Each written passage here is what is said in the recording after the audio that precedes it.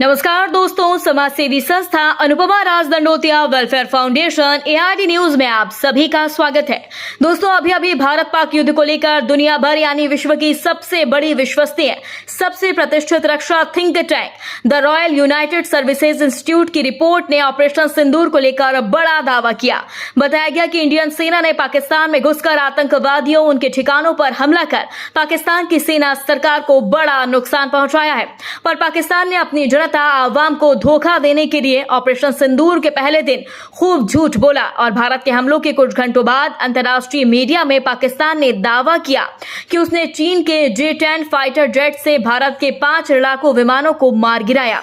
इनमें 3 फ्रांसीसी राफेल शामिल हैं और भारत की ओर से कोई आपराधिक बयान न आने से यह मामला जल्द ही चीनी और फ्रांसीसी विमानों की तकनीकी तुलना बन गया और चलता रहा, जिसके बाद पाकिस्तान में जमकर जश्न मनाया गया, आतिशबाजियां हुई, नाच गाने हुए, लेकिन असल सवाल गायब हो गए। भारत को क्या हासिल हुआ? यही नहीं, थिंक टैंक की रिपोर्ट में यह भी कहा गया कि ऑपरेशन दक्षिण एशिया की रक्षा रणनीति के लिए क्या दर्शाता है, यह सोचनीय है। दोस्तों, थिंक टैंक की रिपोर्ट को दुनिया मानती है, भारत भी इसकी तारीफ करता है। रिपोर्ट्स में कहा गया कि किसी भी सैन्य अभियान में कहानी को सही ढंग से पेश करना उतना ही जरूरी है जितना युद्ध क्षेत्र में जीतना, और दुर्भाग्य से भारत ये मौका चूक गया। रिपोर्ट में आगे भारतीय सेना के प्रवक्ताओं की शुरुआती चुप्पी का भी जिक्र किया गया। कहा गया कि सूचना का खालीपन पैदा किया, जिसे गलत और तकनीकी रूप से कमजोर खबरों ने भर दिया। दोस्तों, ऑपरेशन की रणनीति लक्ष्यों या नियंत्रण की बजाय चर्चा हवाई युद्ध और विमानों की तुलना की ओर मुड़ गई, जिससे चीनी हथियार निर्माताओं को गलत तरीके से प्रचार प्रसार करने का फायदा मिला। जी हाँ दोस्तों, भारत पाक युद्ध 4 दिन चला और इसमें सीज फायर के बाद गलत नैरेटिव ने असल कामयाबी को छिपा दिया। दोस्तों, भारत ने इस ऑपरेशन के 100% लक्ष्य हासिल किए, इसमें कोई दो राय नहीं, पर पहले दिन भारतीय वायुसेना ने पाकिस्तान में आतंकी ठिकानों को सटीक हथियारों से नष्ट किया। अगले दिन ऑपरेशन का दायरा बढ़ा और 1971 के युद्ध के बाद पहली बार पाकिस्तान के हवाई ठिकानों पर हमले किए गए।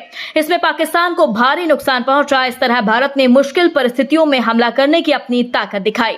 दोस्तों, और ऑपरेशन सिंदूर में सबसे खास बात यह रही कि भारत की संयमित रणनीति, जिसमें पहले दिन भारतीय पायलटों को सख्त नियमों के तहत काम करना, क्योंकि पाकिस्तानी विमानों या हवाई रक्षा सिस्टम पर हमला करने की मनाही थी। यह जोखिम भरा फैसला था, जिसका मकसद साफ था। भारत का इरादा पाकिस्तानी सरकार से युद्ध नहीं था, बल्कि आतंकी ढांचे को नष्ट करने का था, और इस संयम ने बड़े युद्ध को टालने में भी मदद की। दोस्तों, रिपोर्ट में अमेरिका की भी पोल खुल गई। दुनिया की एक सबसे प्रतिष्ठित रक्षा think tank the Royal United Services Institute की रिपोर्ट में दावा किया गया कि ऑपरेशन के पहले दिन भारत के हमलों के कुछ घंटों के बाद अंतर्राष्ट्रीय मीडिया ने पाकिस्तान के दावों को उछाला। पाकिस्तान ने दावा किया था कि उसने चीन के J-10 फाइटर जेट से भारत के 5 लड़ाकू विमानों को मार गिराया। इसमें 3 फ्रांसीसी राफेल शामिल थे। भारत की ओर से कोई आधिकारिक बयान न आने से मामला जल्द ही चीनी और फ्रांसीसी विमानों की तकनीकी तुलना बन गया, लेकिन असल सवाल गायब हो गए। भारत का मकसद क्या था? क्या भारत हासिल करना चाहता था और भारत को क्या हासिल हुआ?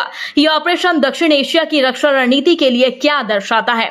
जबकि अमेरिका का कुछ खबरों में कहना था कि ऑपरेशन सिंदूर के दौरान परमाणु युद्ध का खतरा था। दोस्तों, अमेरिकी राष्ट्रपति डोनाल्ड ट्रंप ने दावा किया कि अगर ऑपरेशन नहीं रुकता तो लाखों लोग मारे जा सकते थे। परमाणु हमले की आशंका बनी हुई थी, लेकिन इसमें सच्चाई अलग थी। लेकिन ये दावे बड़ा चढ़ा के पेश किए गए। ना तो भारत और ना ही पाकिस्तान ने परमाणु हथियारों की धमकी दी और ना ही कोई बड़ा सैन्य जमावड़ा हुआ।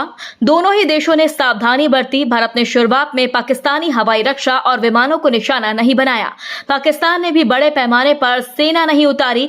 इससे तनाव बढ़ा, लेकिन युद्ध की सीमा पार नहीं कर पाया। ऑपरेशन सिंदूर को हवाई युद्ध या अस्थिरता की ओर बढ़ते कदम के रूप में नहीं देखा जाना चाहिए। ये भारत पाक की एक ऐसी सोची समझी कार्यवाही थी जिसका मकसद आतंकी ढांचे को नष्ट करना था, भारत की मंशा जाहिर करना, अपनी ताकत दिखाना था, और हुआ भी वही। सेना के ऑपरेशन ने भारत की रणनीति को नया रूप दिया। दोस्तों, आपका इस खबर पर क्या कहना है? क्योंकि मोदी सरकार इस युद्ध को लेकर काफी वाहवाही बटोर रही है। दोस्तों, इस पूरी खबर पर आप अपनी राय देना बिल्कुल भी ना भूलें।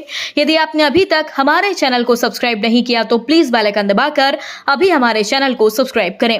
अगली ताजा खबर के साथ हम आपके बीच एक बार फिर हाजिर होंगे। तब तक के लिए नमस्कार, जय हिंद।